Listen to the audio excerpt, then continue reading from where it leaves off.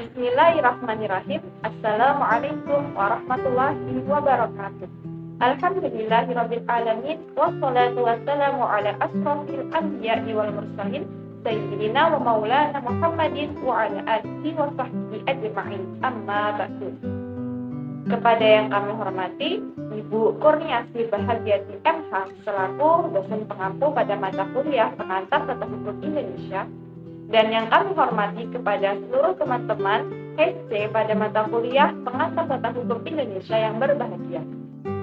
Pada kesempatan kali ini kami dari kelompok 2 Pengantar Tata Hukum Indonesia akan menjelaskan dan membahas mengenai hukum pidana. Adapun keanggotaan dari kami kelompok 2, yang pertama saya sendiri Yuwanggi Nurgriatanita dengan NIM 200-202-11076, dan yang kedua Mahabin Ika Safitri dengan NIM 200-202-11077, dan yang ketiga Ahmad Mahfuri Ramadan dengan NIM 200-202-11078. Baiklah kepada teman-teman, marilah kita bahas hukum pidana ini dengan membaca basmalah. Bismillahirrahmanirrahim. Terima kasih. Wassalamualaikum warahmatullahi wabarakatuh.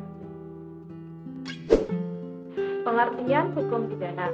Hukum pidana itu berasal dari bahasa Belanda, yaitu strafrecht, yang berarti segala aturan yang berisi perintah atau larangan yang memakai sanksi atau ancaman bagi semua yang melakukannya. Dalam artian luas, hukum pidana adalah aturan hukum yang berasal dari negara yang berdaulat, berisi dengan perbuatan yang dilarang atau diperintahkan, terkait dengan ancaman pidana bagi yang melanggar, tidak mematuhi kapan dan dalam hal apa pidana itu dapat dijatuhkan, serta bagaimana pelaksanaan pidana tersebut yang keberadaannya dipaksakan oleh negara. Nah, selanjutnya adalah fungsi dari hukum pidana. Karena hukum pidana ini dikategorikan menjadi hukum publik, maka fungsinya yaitu yang ada 3. Yang pertama adalah melindungi kepentingan hukum, terutama dari perbuatan-perbuatan yang menyerang dan memperkosa dari kepentingan hukum tersebut. Kedua, memberi dasar legitimasi bagi negara ini dalam rangka memberikan fungsi perlindungan atas berbagai kepentingan dan hukum. Dan yang ketiga adalah mengatur dan membatasi kekuasaan negara ini dalam rangka menjalankan fungsi perlindungan atas kepentingan hukum. Selanjutnya adalah unsur dalam hukum pidana. Hukum pidana itu memiliki 3 unsur, yaitu yang pertama adalah aturan tentang tindak atau perbuatan dari pidana. Kedua yaitu pertanggungjawaban pidana. Dan yang terakhir adalah proses verbal penegakan hukum jika terjadi tindak pidana atau sanksi pidana. Selanjutnya adalah sifat dan ciri-ciri dari hukum pidana. Hukum pidana itu bersifat sebagai hukum publik. Hukum pidana sebagai hukum publik ini nampak jelas dalam ciri-ciri, yaitu yang pertama, sanksi pidana tetap ada meskipun perbuatan yang melakukan tindak pidana dilakukan atas persetujuan dari korban. Contohnya pada pasal 348 KUHP tentang pengguguran kehamilan wanita atas persetujuannya. Yang kedua, untuk menuntut tindak pidana tidak tergantung pada gugatan si korban, melainkan kewajiban dari alat negara yang pasti, kecuali dalam delik aduan. Misalnya pasal 284 KUHP tentang perzinahan dan pasal 367 KUHP tentang perampokan di dalam keluarga. Yang ketiga, mengatur hubungan kepentingan negara atau masyarakat dengan orang perseorangan. 4. Kedudukan penguasa negara adalah lebih tinggi dari orang perseorangan. 5. Hal subjektif penguasa ditimbulkan oleh peraturan-peraturan hukum pidana objektif atau hukum pidana positif. Selanjutnya adalah asas di dalam hukum pidana. Hukum pidana itu memiliki 5 asas, yaitu pertama adalah asas universalitas. Pada intinya, asas universalitas itu menentukan bahwa ketentuan-ketentuan hukum pidana Indonesia itu berlaku bagi siapa saja, termasuk orang-orang asing yang berada di luar Indonesia.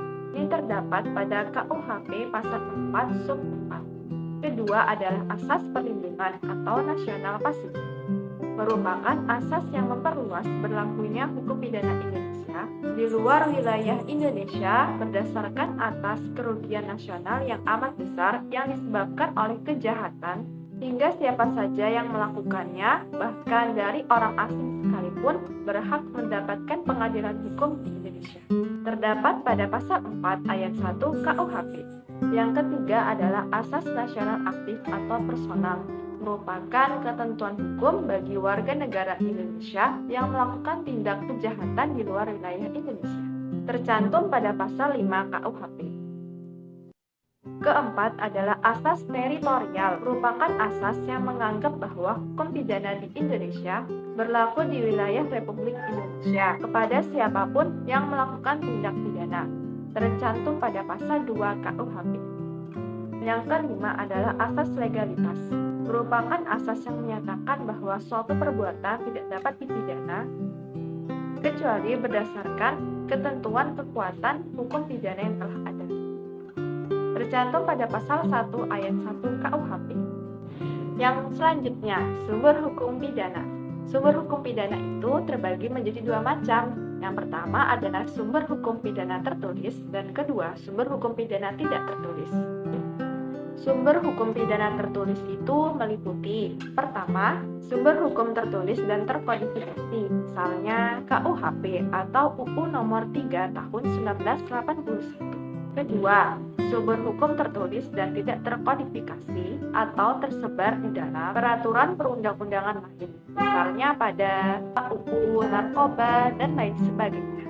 Nah, sementara pada sumber hukum pidana yang tidak tertulis ini, misalnya pada hukum adat. Hubungan hukum pidana dengan tata hukum Indonesia. Hukum pidana dengan tata hukum Indonesia itu berhubungan sebagai perangkat unsur berupa peraturan atau adat secara teratur dan resmi yang dianggap mengikat serta saling berkaitan, sehingga membentuk suatu totalitas yang dikukuhkan oleh pemerintah untuk mencapai tujuan yang sama, seperti terwujudnya keamanan, ketertiban, dan juga keadilan. Hubungan dan irisan hukum pidana dengan hukum perdata ekonomi. Hukum pidana dengan hukum perdata ekonomi itu tentu saja berbeda.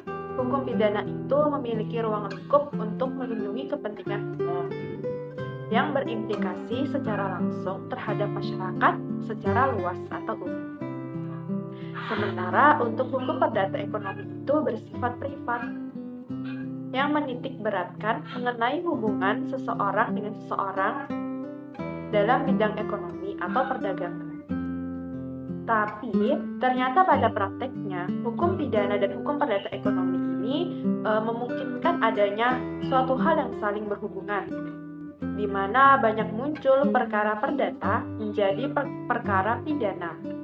Hukum pidana itu dikenakan pada seseorang yang dianggap mengganggu kepentingan umum oleh negara, sementara hukum perdata itu hanya bertindak sebagai pengawas.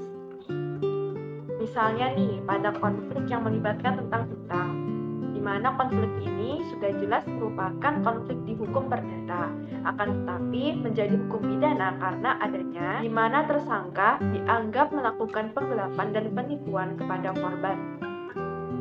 Sehingga hukum pidana dengan hukum perdata ekonomi ini dapat saling berhubungan apabila konflik di dalam hukum perdata ekonomi tersebut terdapat unsur dari hukum pidana. Misalnya pemaksaan, penganiayaan, penggelapan, penipuan, dan sebagainya. Sekian penjelasan dari saya. Mohon maaf atas segala kekurangan dan kesalahan. Terima kasih. Saya lanjutkan ke presentator berikutnya. Di sini saya akan menjelaskan tentang sejarah perkembangan hukum pidana di Indonesia. Hukum pidana di Indonesia yang berlaku sekarang adalah hukum pidana peninggalan kolonial, berupa terjemahan dari Wetboek van Starvel voor Nederlands Indie tahun 1915. Adapun sejarah hukum pidana bagi bangsa Indonesia, kronologis perjalanan sejarah bangsa berlangsung secara bertahap, yaitu dimulai dari hukum pidana sebelum zaman penjajahan, selanjutnya hukum pidana pada masa penjajahan Belanda, lantas hukum pidana pada masa pendudukan Jepang, kemudian hukum pidana pada masa Republik. Yang pertama, tahapan sebelum zaman penjajahan. Di Nusantara, pada masa sebelum penjajahan, yaitu sebelum Belanda masuk menguasai kerajaan-kerajaan di Nusantara, banyak data yang menguatkan bahwa telah berlaku norma-norma kepidanaan berupa norma pidana adat. Norma pidana adat tersebut berlaku secara terpisah menurut wilayah kekuasaan setiap kerajaan. Di antaranya, ada yang tertulis dan ada pula yang tidak tertulis. Dengan kata lain, ada kerajaan yang telah membukukan dan memberlakukan norma pidana yang secara turun-temurun telah berlaku dan diakui pada setiap angkatan generasi suatu masyarakat, dan ada pula kerajaan yang hanya memberlakukan dan menerapkan norma-norma pidana yang berlaku dan diakui oleh sekelompok masyarakat secara turun-temurun untuk setiap kasus kejahatan atau pelanggaran. Biasanya, hukum pidana adat yang tidak tertulis, aturan-aturan mengenai hukum pidananya dijaga secara turun-temurun melalui cerita, perbincangan, dan kadang-kadang pelaksanaan hukum pidana di wilayah yang bersangkutan. Hukum adat pula tidak mengenal adanya pemisahan yang tajam antara hukum pidana dengan hukum perdata. Pemisahan yang tegas antara hukum perdata yang bersifat privat dan hukum pidana yang bersifat publik bersumber dari sistem Eropa yang kemudian berkembang di Indonesia. Dalam ketentuannya, persoalan dalam kehidupan sehari-hari, masyarakat adat ditentukan oleh aturan-aturan yang diwariskan secara turun-temurun dan bercampur menjadi satu. Di beberapa wilayah tertentu, hukum adat sangat kental dengan agama yang dijadikan agama resmi atau secara mayoritas dianut oleh masyarakatnya. Sebagai contoh, hukum pidana adat Aceh, Palembang, dan Ujung Padang yang sangat kental dengan nilai-nilai hukum Islamnya. Begitu juga hukum pidana adat Bali yang sangat berpengaruh oleh ajaran Hindu. Beberapa data yang menguatkan telah berlakunya norma pidana adat sebelum masuknya penjajahan di Belanda Nusantara. 1. Di beberapa daerah negara Kesatuan Republik Indonesia masih ada yang dinamakan peradilan adat yang dijalankan oleh penguasa-penguasa daerah yang masih memberlakukan hukum pidana adat. Pengadilan-pengadilan adat ini memiliki nama yang menunjukkan keistimewaan khas setiap daerah. Misalnya, di Palembang disebut rapat, di Bali disebut ratkerta, di Lombok disebut ratsasak, dan di Gorontalo disebut majelis. Bukti yang kedua, ditemukannya di Pulau Bali suatu kitab perundang-undangan Majapahit yang tertulis dalam bahasa Jawa kuno. Kitab tersebut telah diterbitkan dalam bahasa Indonesia oleh Profesor Dr. Slamet Mujono. Di dalamnya termuat sejumlah pasal mengenai pidana dan sejumlah pasal lainnya mengenai kependataan. Bukti yang ketiga, di kalangan masyarakat adat Lampung dikenal kitab pengundang-undangan yang disebut Kitab Pintara Adat Lampung. Kitab tersebut sampai sekarang masih dalam bentuk manuskrip yang tertulis dalam tulisan aksara Lampung. Kitab tersebut di samping memuat aturan norma pemerintahan adat, pandangan hidup masyarakat adat, juga memuat norma aturan kependataan dan kepidanaan. Semua tiga hal tadi merupakan bukti sejarah bahwa bangsa Indonesia sejak lama telah mengenal aturan hukum termasuk aturan hukum pidana. Tahap yang kedua yaitu tahapan zaman kolonial Belanda yang terbagi menjadi 4 masa, yaitu pada masa VOC tahun 1602 sampai 1799, dilanjut dengan masa Bersluiten-Regering, lalu masa Regering-Reglement, dan yang terakhir yaitu masa Indische Staatsregeling. Yang pertama, masa VOC tahun 1062 sampai 1799. Masa pemberlakuan hukum pidana barat dimulai setelah bangsa Belanda datang ke wilayah Nusantara, yaitu ditandai dengan diberlakukannya beberapa peraturan pidana oleh VOC. VOC sebenarnya adalah kongsi dagang Belanda yang diberikan kekuasaan wilayah di Nusantara oleh pemerintah Belanda. Hak keistimewaan VOC berbentuk hak otoritas Staten-Generaal yang meliputi monopoli pelayaran dan perdagangan, mengumumkan perang, mengadakan perdamaian dengan kerajaan-kerajaan di Nusantara, dan mencetak uang. Pemberian hak demikian memberikan konsekuensi bahwa VOC memperluas daerah jajahannya di Kepulauan Nusantara. Dalam usahanya untuk memperbesar keuntungan, VOC memaksakan aturan-aturan yang dibawanya dari Eropa untuk ditaati oleh orang-orang pribumi. Setiap peraturan yang dibuat VOC diumumkan dalam bentuk plakat, tetapi pengumuman itu tidak disimpan dalam arsip. Sesudah diumumkan, plakat peraturan itu kemudian dilepas tanpa disimpan, sehingga tidak dapat diketahui peraturan mana yang masih berlaku dan yang sudah tidak berlaku lagi. Keadaan demikian menimbulkan keinginan VOC untuk mengumpulkan kembali peraturan-peraturan itu. Kumpulan peraturan-peraturan itu disebut sebagai Statuten van Batavia atau Statuta Betawi yang dibuat pada tahun 1612. Pada tahun 1766, Statuta Batavia itu dibuat kembali dan dihasilkan Statuta Batavia baru. Statuta itu berlaku sebagai hukum positif baik bagi orang pribumi maupun bagi orang asing, dengan memiliki kekuatan hukum yang sama dengan peraturan-peraturan lain. Walaupun statuta tersebut berisi kumpulan peraturan-peraturan, namun belum dapat disebut sebagai kodifikasi hukum karena belum tersusun secara sistematis. Dalam perkembangannya, salah seorang gubernur jenderal VOC, yaitu Peter Both, juga diberikan kewenangan untuk memutuskan perkara pidana yang terjadi di peradilan-peradilan adat. Alasan VOC mencampuri urusan peradilan pidana adat ini disebabkan beberapa hal. Yang pertama, sistem pemidanaan yang dikenal dalam hukum pidana adat tidak memadai untuk dapat memaksakan kepada penduduknya agar mentaati peraturan-peraturan. Alasan kedua, bahwa sistem peradilan pidana adat terkadang tidak mampu menyelesaikan perkara pidana yang terjadi karena permasalahan alat bukti. Alasan ketiga, adanya perbedaan pemahaman mengenai kejahatan dan pelanggaran antara hukum pidana adat dengan hukum pidana yang dibawa VOC. Sebagai contoh, suatu perbuatan yang menurut hukum pidana adat bukanlah dianggap sebagai kejahatan. Namun, menurut pendapat VOC, perbuatan tersebut dianggap kejahatan sehingga perlu dipidana yang setimpal. Bentuk campur tangan VOC dalam hukum pidana adat adalah terbentuknya Pepakem Cirebon yang digunakan oleh para hakim dalam peradilan pidana adat. Pepakem Cirebon itu berisi antara lain mengenai sistem pemidanaan seperti pemukulan, cap bakar, dirantai, dan lain sebagainya. Pada tahun 1750, VOC juga menghimpun dan mengeluarkan kitab hukum Mukhtarar yang berisi himpunan hukum pidana Islam. Pada tanggal 31 Desember 1799, VOC dibubarkan oleh pemerintah Belanda dan pendudukan wilayah Nusantara digantikan oleh Inggris. Gubernur Jenderal Raffles yang dianggap sebagai gubernur jenderal terbesar dalam sejarah koloni Inggris di Nusantara tidak mengadakan perubahan-perubahan terhadap hukum yang telah berlaku. Dia bahkan sangat menghormati hukum adat.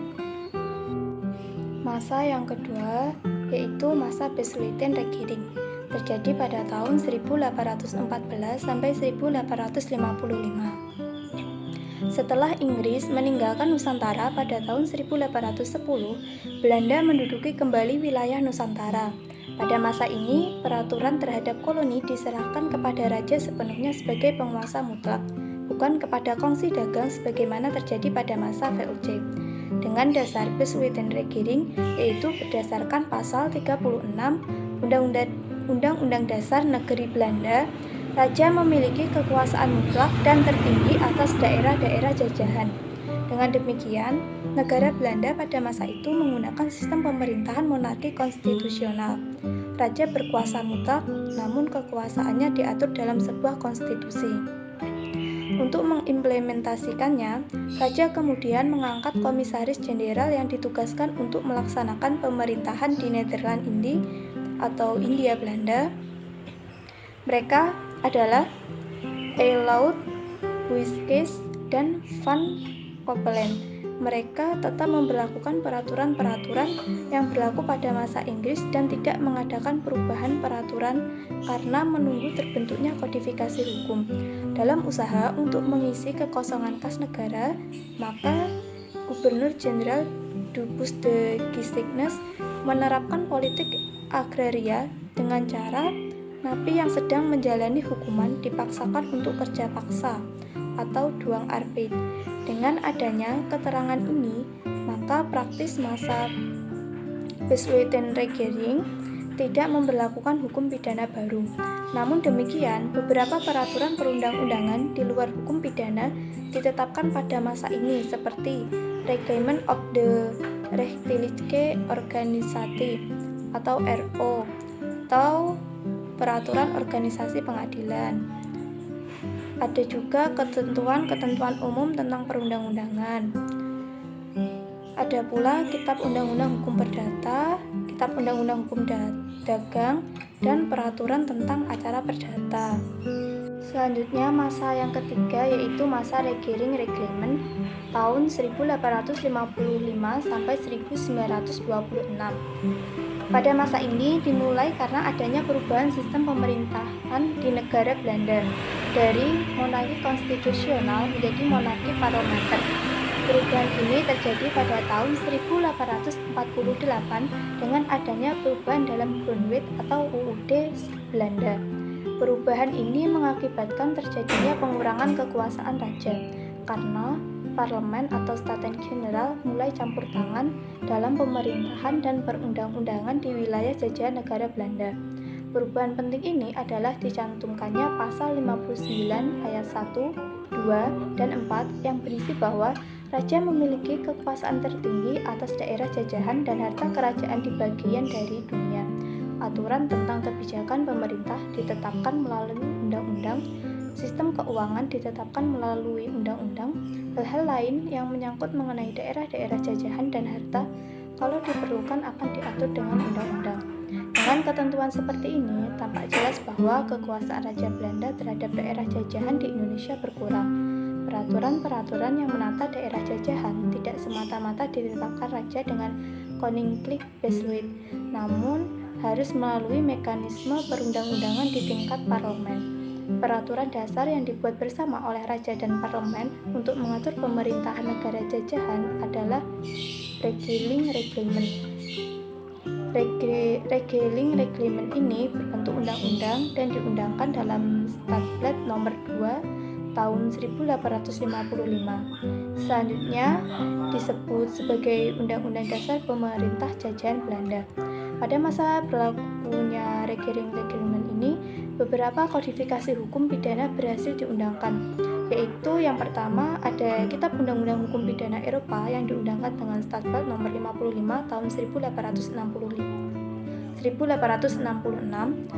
Yang kedua, ada tambahan Kitab Undang-Undang Hukum Pidana Eropa.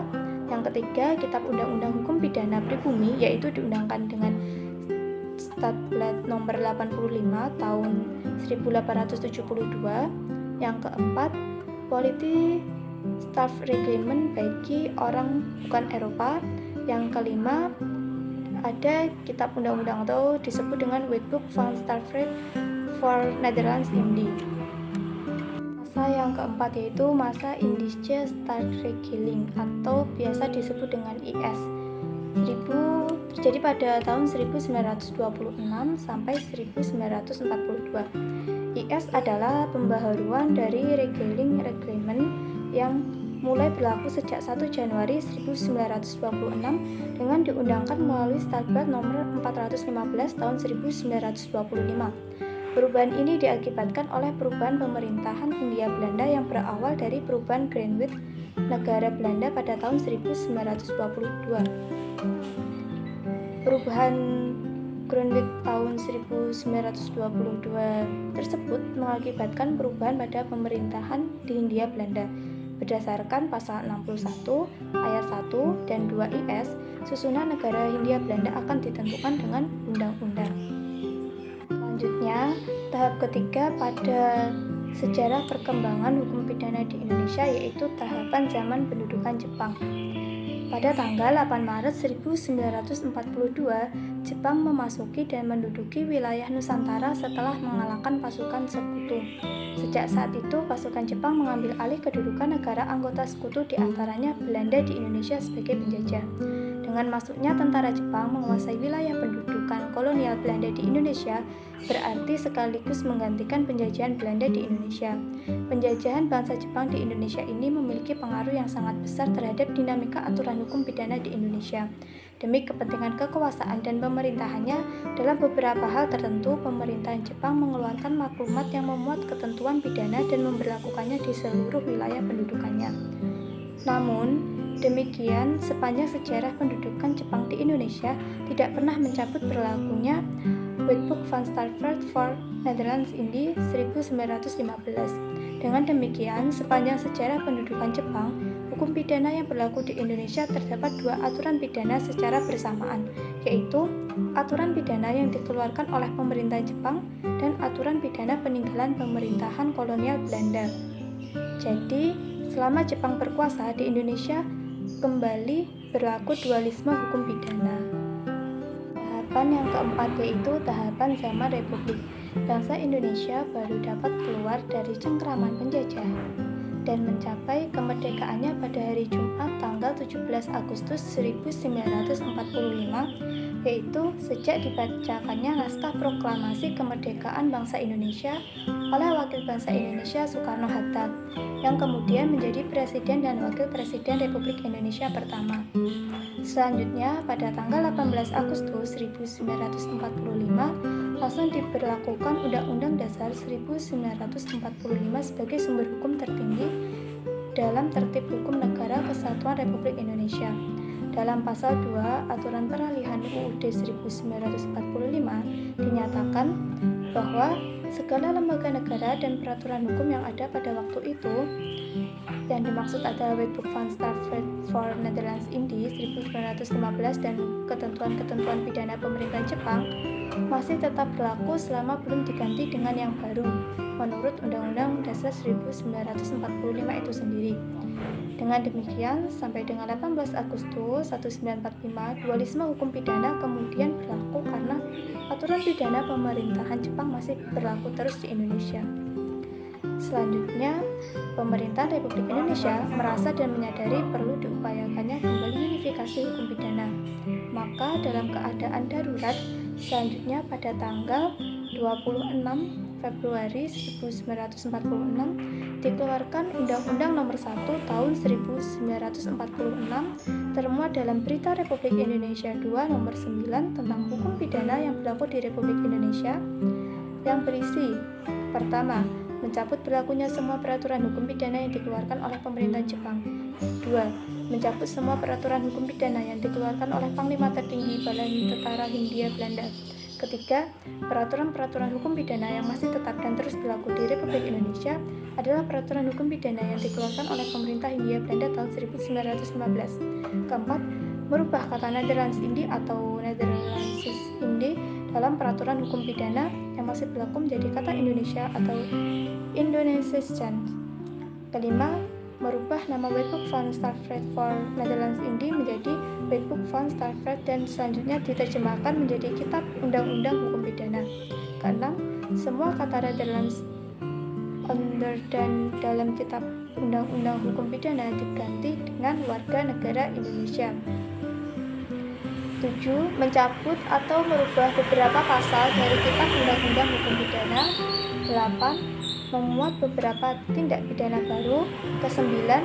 Menetapkan bahwa undang-undang ini berlaku buat Pulau Jawa dan Madura mulai tanggal 26 Februari 1946. Selanjutnya tentang sistematika KUHP.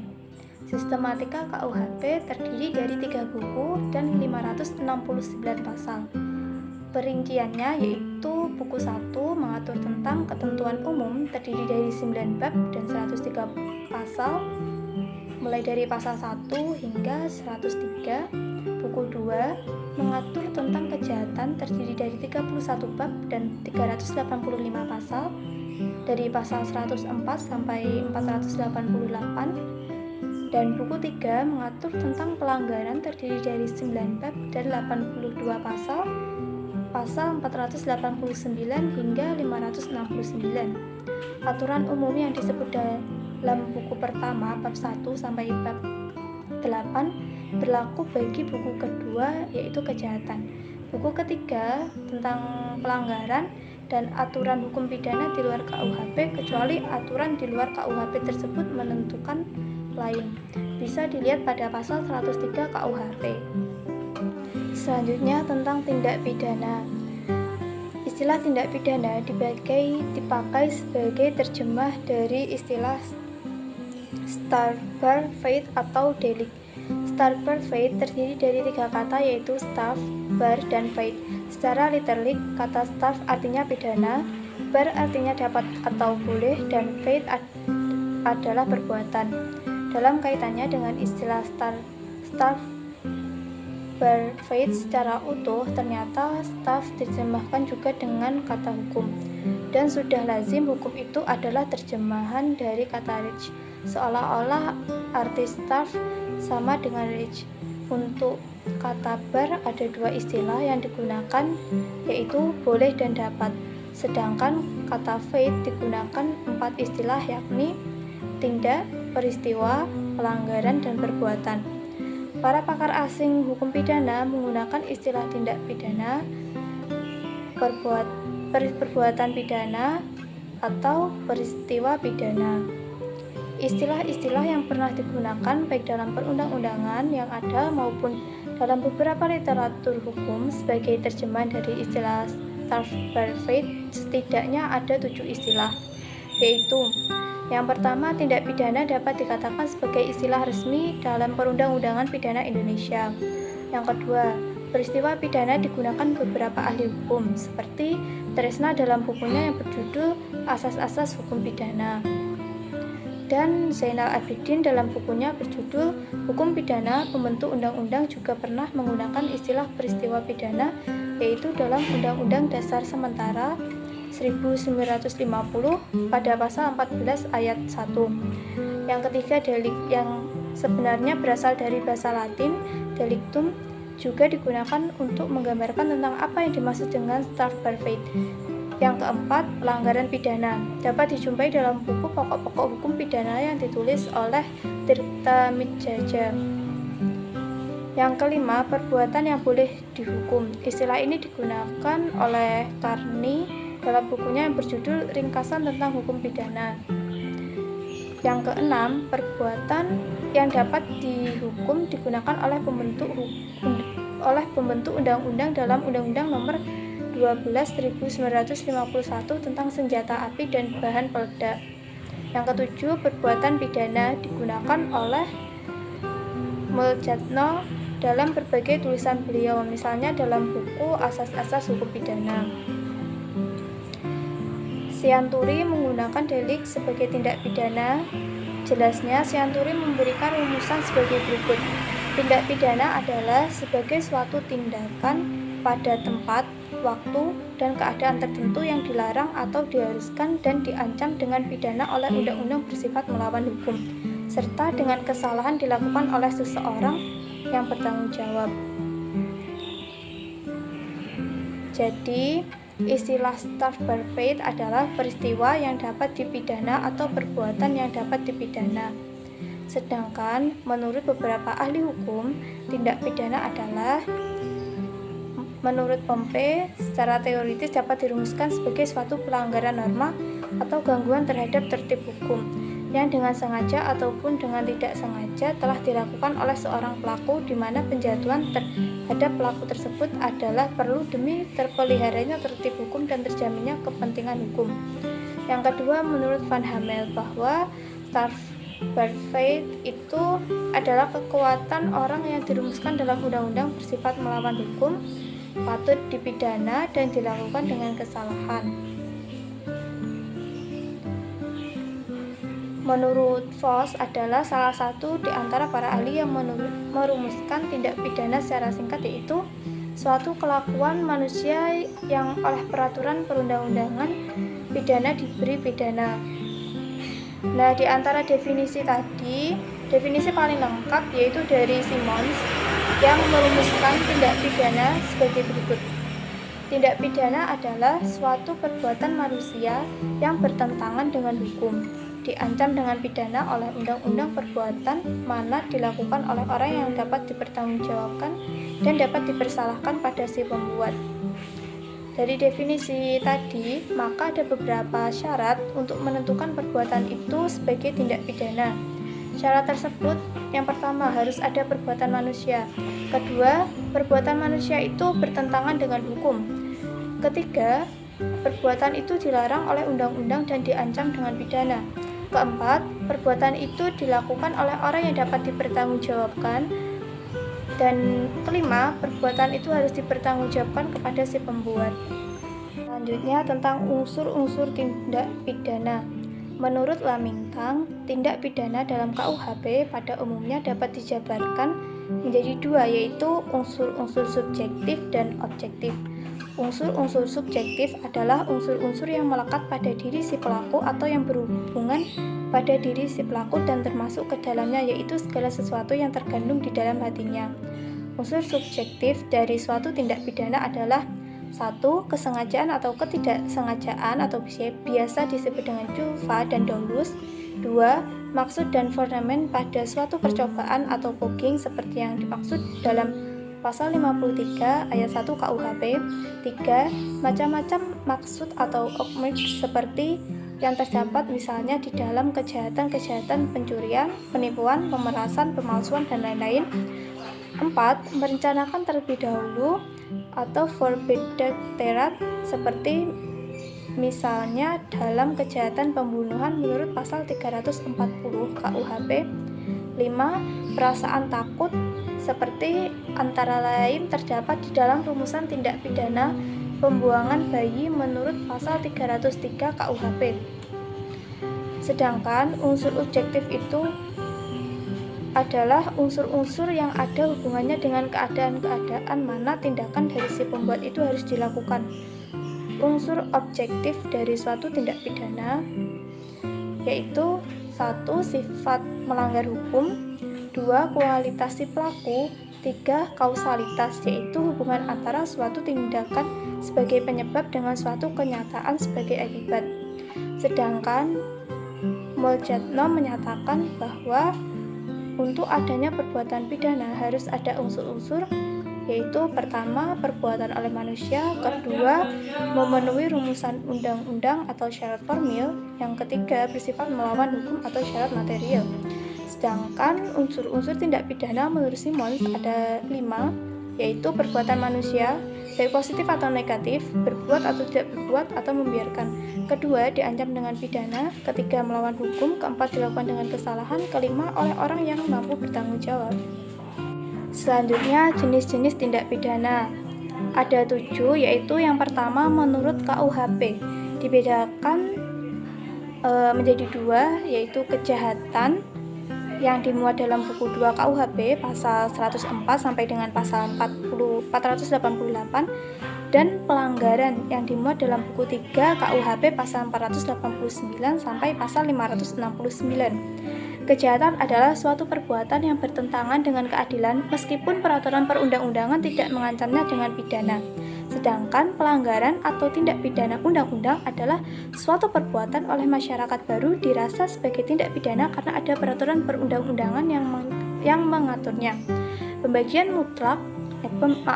Pembagian tindak pidana menjadi kejahatan dan pelanggaran itu bukan hanya merupakan dasar bagi pembagian KUHP kita menjadi buku kedua dan buku ketiga, melainkan juga merupakan dasar bagi seluruh sistem hukum pidana di dalam perundang-undangan secara keseluruhan. Jenis tindak pidana yang kedua, berdasarkan cara merumuskannya dibedakan menjadi 2, yaitu tindak pidana formil dan tindak pidana material. Tindak pidana formil adalah tindak pidana yang dirumuskan bahwa larangan yang dirumuskan itu adalah melakukan perbuatan tertentu. Jika seseorang telah berbuat sesuatu dengan rumusan delik, maka orang itu telah melakukan tindak pidana. tidak dipermasalahkan bagaimana akibat dari perbuatan itu. Contoh, pasal 362 KUHP tentang pencurian yang dirumuskan sebagai perbuatan yang berwujud mengambil barang tanpa mempersoalkan akibat tertentu dari pengambilan barang tersebut. Sedangkan tindak pidana material, inti larangannya adalah pada menimbulkan akibat yang dilarang. Karena itu, siapa yang menimbulkan akibat yang dilarang, itulah yang dipertanggungjawabkan dan dipidana. Tindak pidana ini baru selesai jika akibatnya sudah terjadi, sedangkan cara melakukan perbuatan itu tidak dipermasalahkan. Contohnya, pasal 338 KUHP tentang pembunuhan yang dirumuskan sebagai perbuatan yang mengakibatkan matinya orang lain.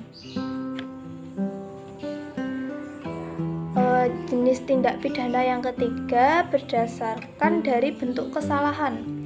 Dibedakan menjadi tindak pidana sengaja atau dolus delicten dan tindak pidana tidak disengaja atau culpos delicten. Tindak pidana kesengajaan adalah tindak pidana yang memuat unsur kesengajaan dalam rumusannya. Contoh, pasal 338 KUHP tentang pembunuhan dan pasal 187 tentang kesengajaan membakar atau menyebabkan peletusan atau banjir. Sedangkan tindak pidana tidak disengaja adalah tindak pidana yang memuat unsur kealpaan dalam rumusannya. Contoh, pasal 359 KUHP tentang kealpaan menyebabkan matinya seseorang atau lupa. Jenis tindak pidana yang keempat berdasarkan macam perbuatannya, yaitu tindak pidana aktif atau positif dan tindak pidana pasif. Tindak pidana aktif adalah tindak pidana yang berupa perbuatan aktif. Perbuatan aktif adalah suatu perbuatan yang guna mewujudkannya diisyaratkan dengan adanya gerakan dari anggota tubuh orang yang berbuat. Contoh, pasal 362, 338, dan 378 KUHP. Sedangkan tindak pidana positif adalah tindak pidana Sedangkan tindak pidana pasif adalah tindak pidana yang berupa tidak berbuat sesuatu. Tindak pidana pasif dapat disebut sebagai tindak pidana pengabaian suatu kewajiban hukum. Contoh, pasal 531 tentang pelanggaran terhadap orang yang perlu ditolong. Tindak pidana pasif ini dibedakan menjadi dua macam. Yang pertama, tindak pidana murni dan tindak pidana tidak murni. Untuk tindak pidana murni adalah tindak pidana yang dirumuskan secara formil atau tindak pidana yang pada dasarnya unsur perbuatannya berupa perbuatan pasif. Contohnya pasal 224, pasal 304, dan pasal 552 KUHP. Sedangkan tindak pidana tidak murni adalah tindak pidana yang pada dasarnya berupa tindak pidana positif, tetapi dapat dilakukan secara tidak aktif, atau tindak pidana yang mengandung unsur terlarang tetapi dilakukan dengan tidak berbuat. Contohnya pasal 338 KUHP, ibu tidak menyusui bayinya sehingga anak tersebut meninggal. Jenis tindak pidana yang kelima yaitu didasarkan pada perlu tidaknya pengaduan dalam hal penuntutan. Dibedakan menjadi dua, yaitu tindak pidana aduan dan tindak pidana biasa. Tindak pidana aduan timbul oleh karena adanya pengaduan dari korban atau keluarga korban yang merasa dirugikan. Contohnya pasal 310 KUHP tentang pencemaran nama baik. Sedangkan tindak pidana biasa merupakan tindak pidana yang sebagian besar tercantum dalam KUHP, di mana tanpa ada aduan dari siapapun, pelaku dapat dituntut secara hukum. Jenis tindak pidana keenam dilihat dari subjek hukumnya, yaitu ada tindak pidana komunia dan tindak pidana propria. Tindak pidana komunia adalah tindak pidana yang dapat dilakukan oleh semua orang pada umumnya. Tindak pidana memang dilakukan pada semua orang. Sedangkan tindak pidana propria adalah tindak pidana yang hanya dapat dilakukan oleh orang yang berkualitas tertentu. Contohnya pada pasal 346 KUHP tentang seorang wanita yang menguburkan kandungannya sendiri. Jenis tindak pidana yang ketujuh berdasarkan berat ringannya ancaman pidana. Dibedakan yaitu tindak pidana bentuk pokok, tindak pidana yang diperberat, dan tindak pidana yang diperingan. Tindak pidana dalam bentuk pokok dirumuskan secara lengkap, artinya semua unsur-unsur yang tercantum dalam rumusan pasalnya telah ditulis secara lengkap. Dengan kata lain, terkandung pengertian yuridis dari tindak pidana tersebut. Contoh pasal 362 tentang pencurian. Sedangkan dalam bentuk yang diperberat maupun yang diperingan menyebutkan kualifikasi pasal dalam bentuk pokoknya yang kemudian ditambahkan unsur-unsur yang bersifat memberatkan atau meringankan secara tegas dalam rumusan. Contoh tindak pidana yang diperberat yaitu pada pasal 340 KUHP tentang pembunuhan berencana. Contoh tindak pidana yang diperingan yaitu pada pasal 341 KUHP tentang pembunuhan yang dilakukan oleh seorang itu terhadap anaknya yang baru lahir. Selanjutnya tentang sanksi pidana. Sanksi pidana adalah suatu hukuman sebab akibat. Sebab adalah kasusnya dan akibat adalah hukumnya. Orang yang terkena akibat akan memperoleh sanksi baik masuk penjara ataupun terkena hukuman lain dari pihak berwajib. Sanksi pidana merupakan suatu jenis sanksi yang bersifat nestapa yang diancamkan atau dikenakan terhadap perbuatan atau pelaku perbuatan pidana atau tindak pidana yang dapat mengganggu atau membahayakan kepentingan hukum. Sanksi pidana pada dasarnya merupakan suatu penjamin untuk merehabilitasi perilaku dari pelaku kejahatan tersebut. Namun tidak jarang bahwa sanksi pidana diciptakan sebagai suatu ancaman dari kebebasan manusia itu sendiri. Macam-macam sanksi pidana diatur dalam pasal 10 Kitab Undang-Undang Hukum Pidana, yaitu ada pidana pokok dan juga pidana tambahan. Untuk pidana pokok ada pidana mati. Hukum pidana tidak pernah melarang orang mati, akan tetapi akan melarang orang yang menimbulkan kematian karena perbuatannya. Keberadaan pidana mati dalam hukum pidana merupakan sanksi yang paling tertinggi apabila dibandingkan dengan sanksi pidana lainnya. Pidana mati merupakan pidana yang paling keras dalam sistem pemidanaan dan juga paling banyak dimuat dalam hukum pidana di banyak negara dengan cara eksekusi dengan berbagai bentuk mulai dari pancung, digantung, disetrum listrik, disuntik, hingga ditembak mati. Selanjutnya ada pidana penjara. Pidana penjara merupakan pidana pokok yang berwujud pengurungan atau perampasan kemerdekaan seseorang. Namun, tujuan pidana penjara itu tidak hanya memberikan pembalasan terhadap perbuatan yang telah dilakukan dengan memberikan penderitaan kepada terpidana karena telah dirampas atau dihilangkan kemerdekaan bergeraknya, tetapi juga memiliki tujuan lain, yaitu untuk membina dan membimbing terpidana agar dapat kembali menjadi anggota masyarakat yang baik dan berguna bagi masyarakat, bangsa, dan negara. Dalam pidana penjara ada 3 sistem pemenjaraan, yaitu yang pertama sistem Pennsylvania. Dalam sistem ini terpidana dimasukkan dalam sel tersendiri. Ia sama sekali tidak diizinkan menerima tamu, tidak boleh bekerja di luar sel, dan satu-satunya pekerjaannya ialah untuk membaca buku suci yang diberikan kepadanya.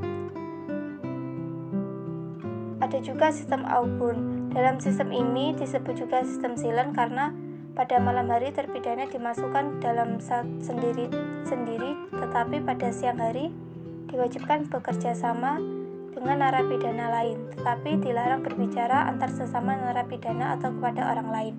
Sistem selanjutnya yaitu sistem English atau progresif. Sistem ini dilakukan secara bertahap. Pada tahap pertama selama 3 bulan, lalu setelah ada kemajuan, si terpidana diperbolehkan menerima tamu, berbincang-bincang dengan sesama narapidana, bekerja sama, dan lain-lain. Tahap selanjutnya lebih ringan lagi, bahkan pada tahap akhir ia boleh menjalani pidananya di luar tembok penjara. Selanjutnya, orang-orang yang menjalani pidana penjara digolongkan dalam kelas-kelas, yaitu kelas 1, yaitu untuk mereka yang dijatuhi pidana penjara seumur hidup dan mereka yang telah dijatuhi pidana penjara sementara. Kelas 2 yaitu mereka yang telah dijatuhi pidana penjara selama lebih dari 3 bulan, yakni apabila mereka dipandang tidak perlu untuk dimasukkan ke dalam golongan terpidana kelas 1, atau mereka yang dipindahkan ke dalam golongan kelas 2 dari golongan kelas 1 dan 3, atau mereka yang dipindahkan ke golongan kelas 2 dari golongan kelas 3. Kelas 3 adalah mereka yang semula termasuk ke dalam golongan kelas 2, yang karena selama 6 bulan berturut-turut telah menunjukkan kelakuan yang baik hingga perlu dipindahkan ke golongan kelas 3. Kelas 4 adalah mereka yang telah dijatuhi pidana penjara kurungan dari 3 bulan. Ada juga pidana kurungan. Pidana kurungan adalah bentuk-bentuk dari hukuman perampasan kemerdekaan bagi si terhukum, yaitu pemisahan si terhukum dari pergaulan hidup masyarakat ramai dalam waktu tertentu, di mana sifatnya sama dengan hukum penjara, yaitu perampasan kemerdekaan orang. Selanjutnya, pidana denda. Menurut pasal 30 ayat 2 KUH pidana, apabila denda tidak dibayar harus diganti dengan pidana kurungan, yang menurut ayat 3 lamanya adalah minimal 1 hari dan maksimal 6 bulan. Menurut pasal 30 ayat 4 KUH pidana, pengganti denda itu diperhitungkan sebagai berikut. Yang pertama, putusan denda setengah rupiah atau kurang lamanya ditetapkan 1 hari. Yang kedua, putusan denda yang lebih dari setengah rupiah ditetapkan kurungan bagi tiap-tiap setengah rupiah dan kelebihannya tidak lebih dari 1 hari lamanya. Ada juga pidana tutupan. Dasar hukum diformulasikannya pidana tutupan ini ada pada KUH pidana terdapat di dalam UU RI 1946 nomor 20 Berita Republik Indonesia tahun 2 nomor 24. Dalam ketentuan pasal 2 ayat 1 dinyatakan bahwa dalam mengadili orang yang melakukan kejahatan yang diancam pidana penjara karena tergolong oleh maksud yang dipatuhi dihormati, hakim boleh menjatuhkan pidana tutupan. Pidana ini tidak boleh dijatuhkan bila perbuatan itu atau akibatnya sedemikian rupa sehingga hakim menimbang pidana penjara lebih pada tempatnya. Tempat dan cara menjalankan pidana ini diatur tersendiri dalam PP 1948 nomor 8. Dalam peraturan ini narapidana diperlakukan lebih baik dari pidana penjara, antara lain uang pokok, pakaian sendiri, dan sebagainya. Macam sanksi pidana yang kedua yaitu pidana tambahan. Pidana tambahan biasanya tidak dapat dijatuhkan secara tersendiri, melainkan ia selalu harus dijatuhkan bersama-sama dengan sesuatu tindak pidana pokok. Jenis pidana tambahan ada pencabutan hak tertentu, dan juga ada pidana perampasan barang-barang tertentu, ada juga pengumuman putusan hakim. Selanjutnya tentang kesalahan dalam pertanggungjawaban pidana. Dalam KUHP, kesalahan digunakan dalam arti sempit, yaitu dalam arti kealpaan sebagaimana dapat dilihat dalam rumusan bahasa Belanda yang ada pada pasal 359 dan 360. Dalam hukum pidana Indonesia sendiri yang digunakan adalah kesalahan dalam arti normatif. Kesalahan normatif adalah kesalahan dari sudut pandang orang lain mengenai suatu perbuatan seseorang. Kesalahan normatif merupakan kesalahan yang dipandang dari sudut norma-norma hukum pidana, yaitu kesalahan kesengajaan dan kesalahan kealpaan. Dari suatu perbuatan yang telah terjadi, maka orang lain akan menilai menurut hukum yang berlaku apakah terhadap perbuatan tersebut terdapat kesalahan baik disengaja maupun karena suatu kesalahan kealpaan. Untuk yang kesengajaan dalam tindak pidana, kebanyakan di Indonesia memiliki unsur kesengajaan atau bukan unsur dulfa. Hal ini berkaitan bahwa orang yang lebih pantas mendapatkan hukuman adalah orang yang melakukan hal tersebut atau melakukan tindak pidana dengan unsur kesengajaan. Mengenai unsur kesengajaan yang disengaja ini, tidak perlu dibuktikan bahwa pelaku mengetahui bahwa perbuatannya diancam oleh undang-undang, sehingga tidak perlu dibuktikan bahwa perbuatan yang dilakukan oleh pelaku merupakan perbuatan yang bersifat jahat. Sudah cukup dengan membuktikan bahwa pelaku menghendaki perbuatannya tersebut dan mengetahui konsekuensi atas perbuatannya. Hal ini sejalan dengan adagium fiksi yang menyatakan bahwa setiap orang dianggap mengetahui isi undang-undang, sehingga dianggap bahwa seseorang mengetahui tentang hukum, karena seseorang tidak dapat menghindari aturan hukum dengan alasan tidak mengetahui hukum atau tidak mengetahui bahwa hal itu dilarang. Kesengajaan telah berkembang dalam jurisprudensi dan doktrin, sehingga umumnya telah diterima beberapa bentuk kesengajaan, yaitu sengaja sebagai maksud dalam kesengajaan bentuk ini pelaku benar-benar menghendaki dan mengetahui atas perbuatan dan akibat dari perbuatan yang pelaku perbuat. Contohnya yaitu A merasa dipermalukan oleh B, oleh karena itu A memiliki dendam khusus terhadap B, sehingga A memiliki rencana untuk mencelakai B. Suatu hari A membawa sebilah pisau dan menikam B, menyebabkan B tewas. Maka perbuatan A tersebut dapat dikatakan adalah perbuatan yang benar-benar ia kehendaki. Selanjutnya ada sengaja sebagai suatu keharusan. Kesengajaan semacam ini terjadi apabila si pelaku dengan perbuatannya tidak bertujuan untuk mencapai akibat dari perbuatannya, tetapi ia melakukan perbuatan itu sebagai keharusan untuk mencapai tujuan yang lain. Artinya, kesengajaan dalam bentuk ini, pelaku menyadari perbuatan yang ia kehendaki, namun pelaku tidak menghendaki akibat dari perbuatan yang telah ia perbuat. Contoh ya, si A ingin mengambil tas yang berada di belakang etalase buku. Untuk mencapai tas tersebut, maka A perlu memecahkan kacanya. Maka pecahnya kaca tersebut bukan kehendak utama yang ingin dicapai oleh A.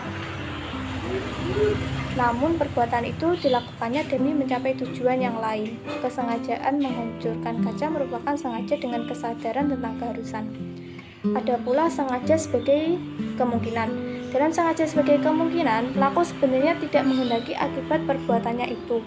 Tetapi pelaku sebelumnya telah mengetahui bahwa akibat itu kemungkinan juga dapat terjadi. Namun pelaku tetap melakukan perbuatannya dengan mengambil resiko tersebut. Terus selain kesengajaan, ada juga kealpaan atau julpa. Moljadna mengatakan bahwa kealpaan adalah suatu struktur yang di satu sisi mengarah kepada perbuatan seseorang secara konkret, sedangkan di sisi lain mengarah kepada keadaan batin seseorang.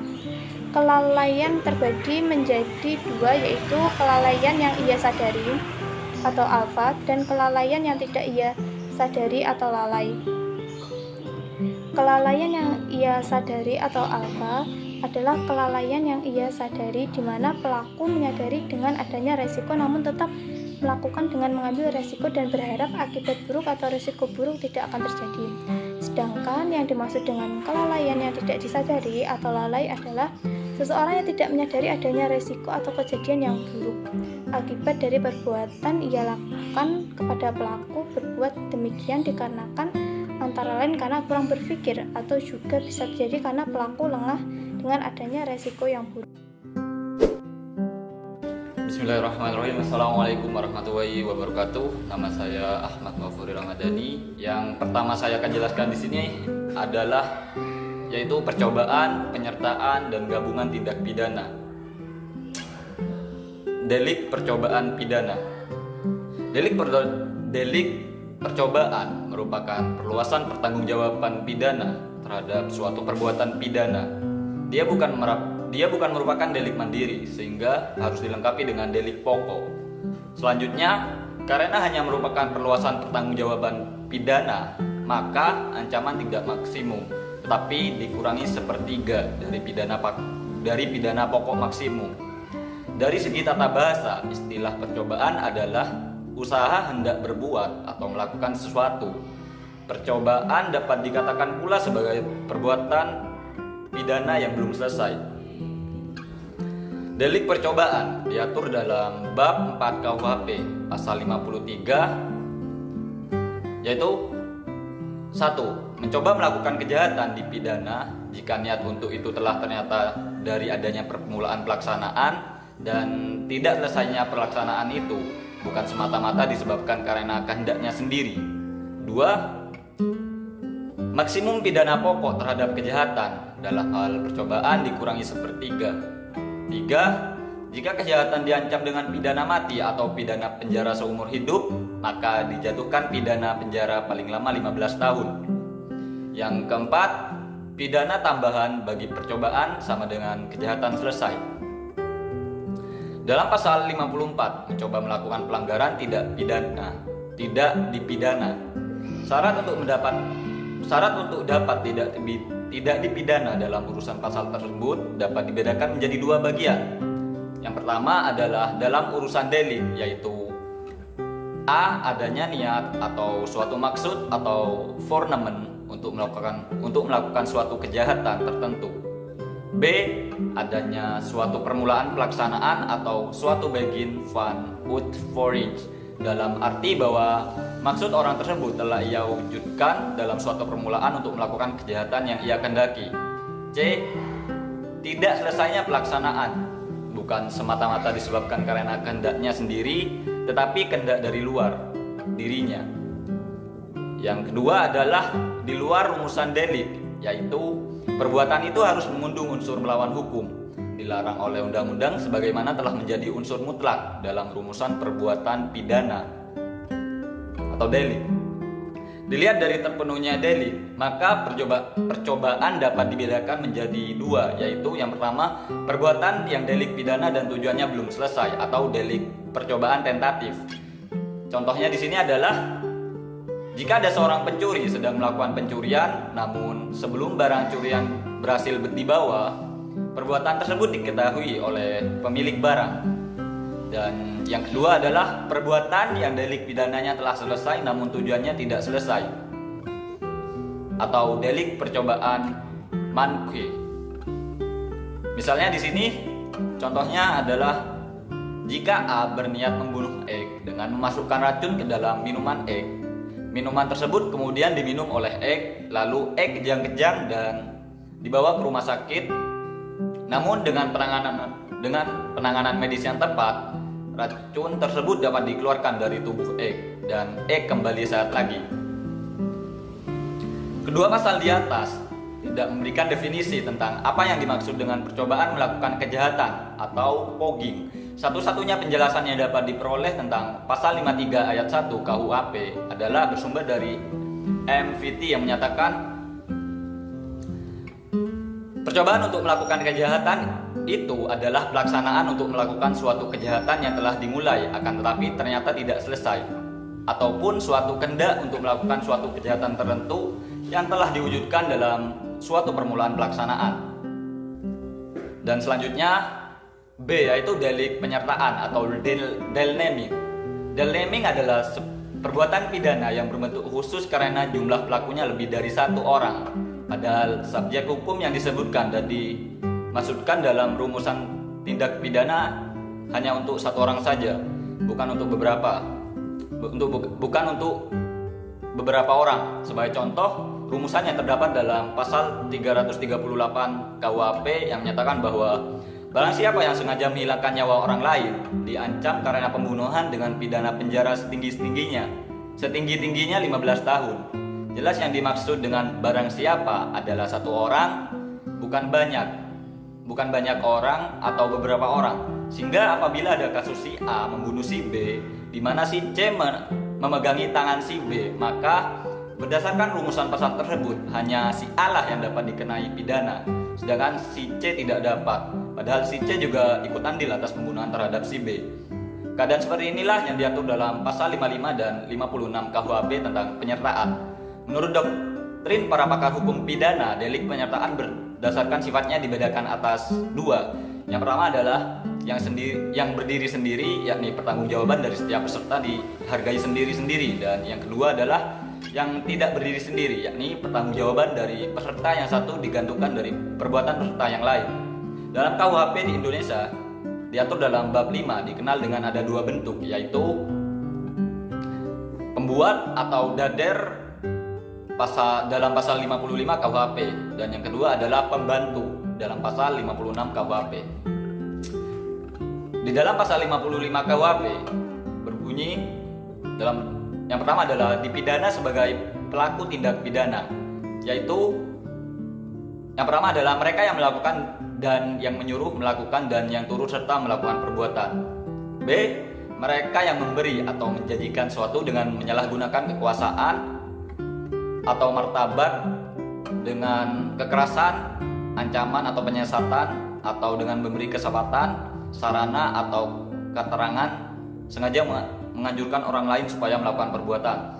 Yang kedua, terhadap penganjur, hanya perbuatan yang sengaja dianjurkan sajalah yang diperhitungkan beserta akibat-akibatnya. Dan kemudian dalam pasal 56 disebutkan dipidana sebagai pembantu kejahatan yaitu mereka yang sengaja memberi bantuan pada waktu kejahatan dilakukan dan mereka yang sengaja memberi kesempatan atau sarana keterangan untuk melakukan kejahatan. Selanjutnya yaitu delik perbarengan pidana. Delik perbarengan pidana disebut pula dengan istilah consurus delictem, merupakan delik atau perbuatan pidana yang berbentuk khusus. Karena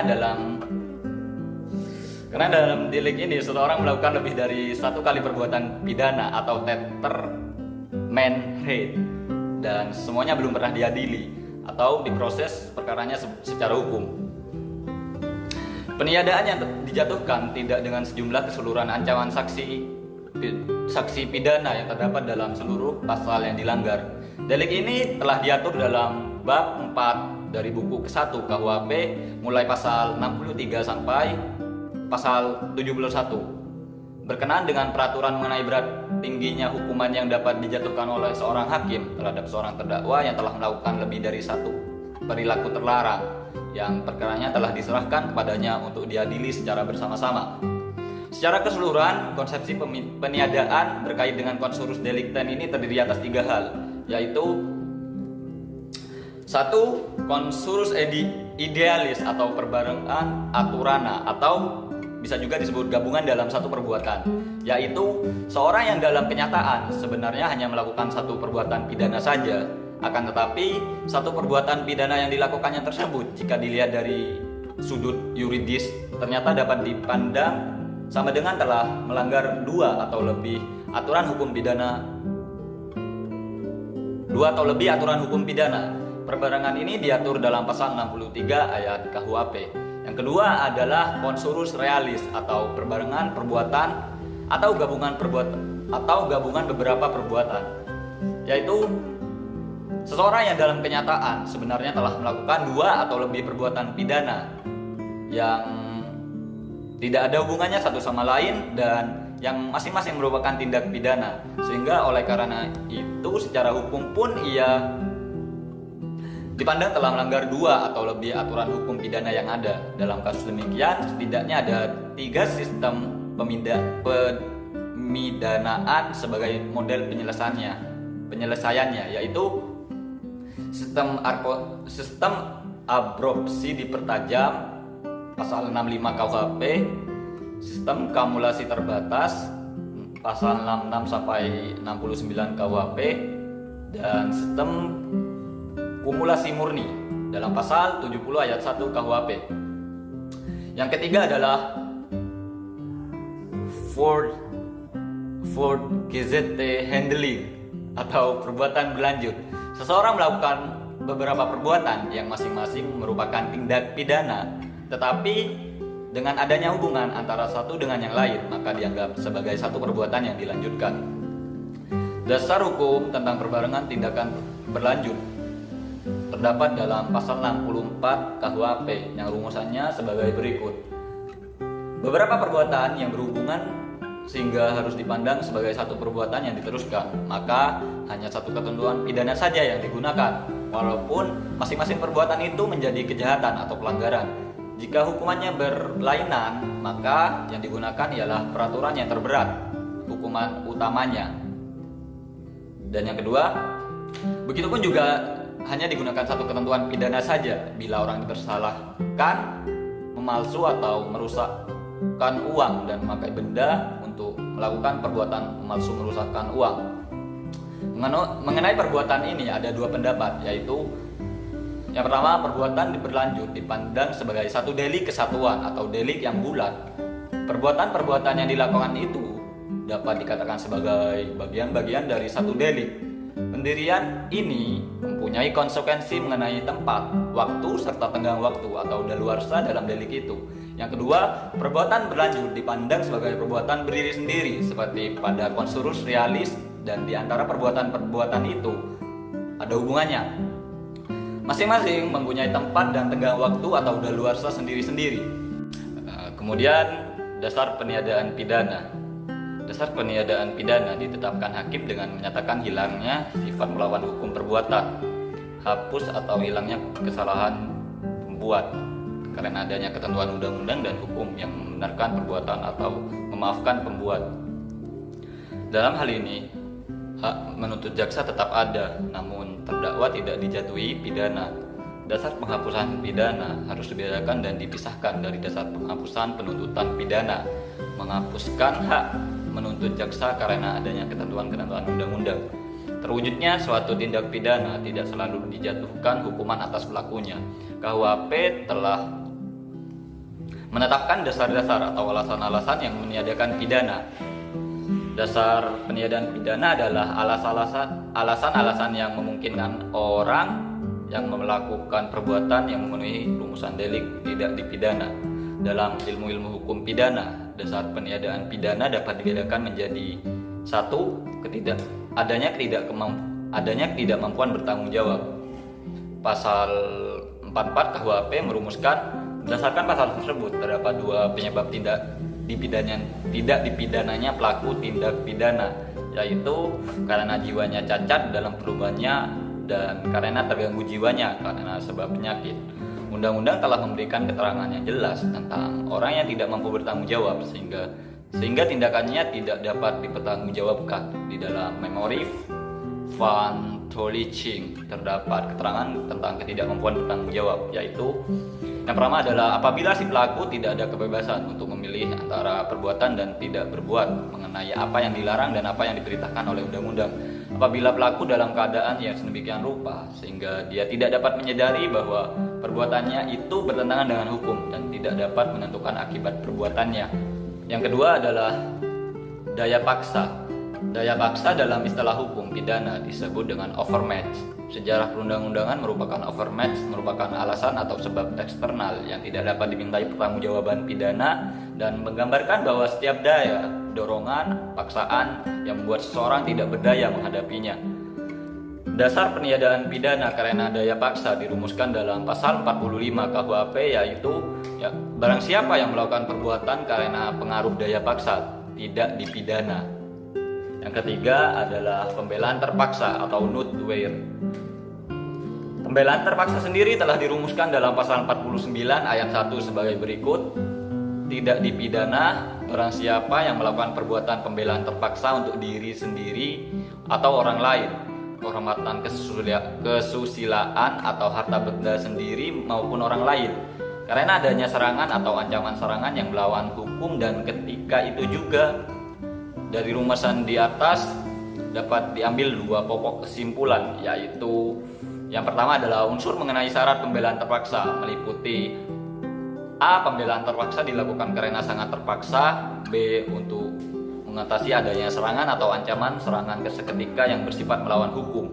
C. Serangan atau ancaman serangan ditujukan pada tiga kepentingan hukum di atas, yaitu badan, kehormatan kesusilaan, dan harta benda sendiri atau orang lain.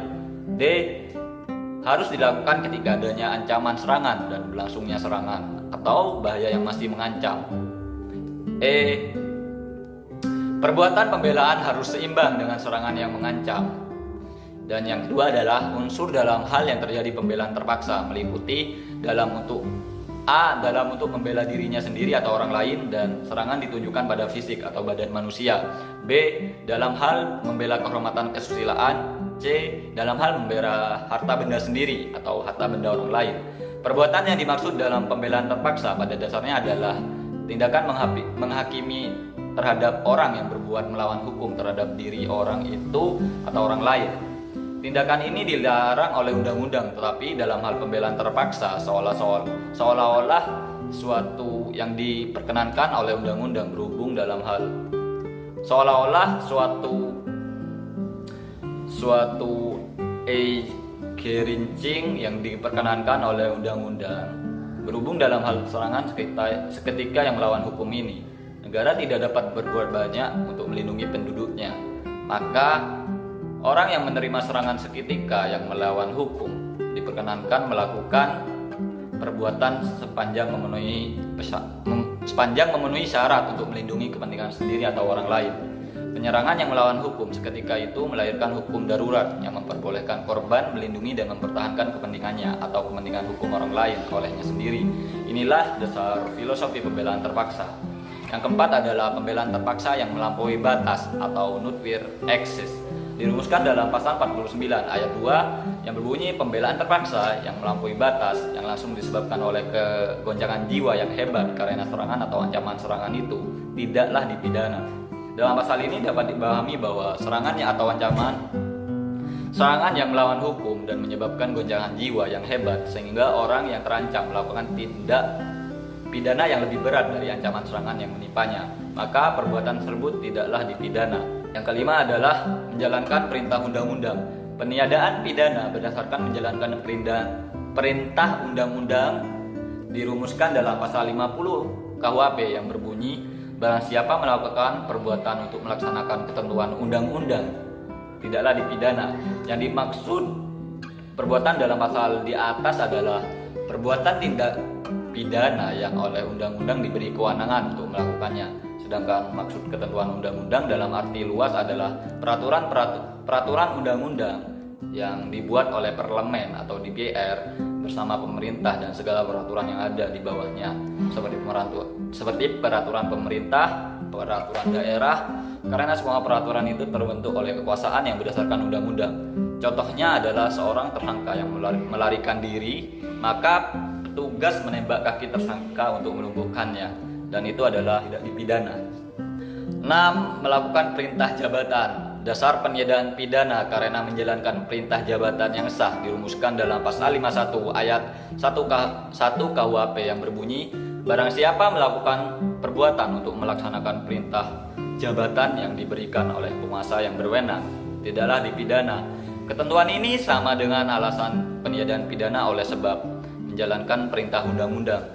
Dalam arti kedua, dasar ini menghapus sifat melawan hukumnya perbuatan. Selain itu, kedua-duanya berupa perbuatan yang boleh dilakukan sepanjang menjalankan kewenangan berdasarkan undang-undang maupun perintah jabatan. Yang ketujuh adalah menjalankan perintah jabatan yang tidak sah dengan itikat baik.